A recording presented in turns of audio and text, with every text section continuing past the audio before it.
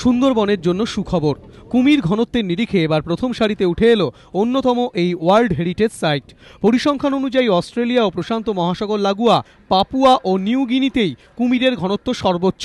Wild life institute of ইন্ডিয়ার সাম্প্রতিকতম সমীক্ষা অনুযায়ী সুন্দরবন ব্যাঘ্র প্রকল্পে কুমির ঘনত্ব এবার ছুঁয়ে ফেলল ওই দুই জায়গাকেও।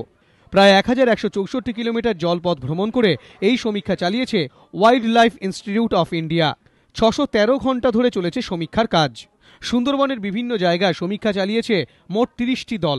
সমীক্ষা চালানো হয় জিপিএস সিস্টেমের সাহায্যে।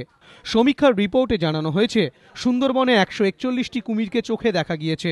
আরও 99টি কুমিরের অস্তিত্বের খোঁজ মিলেছে।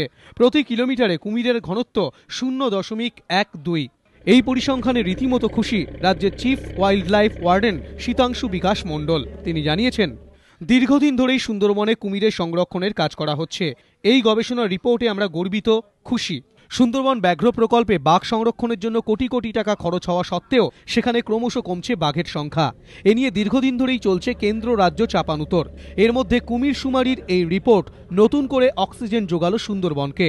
সমিত সেনগুপ্ত, এবিপি আনন্দ, কলকাতা।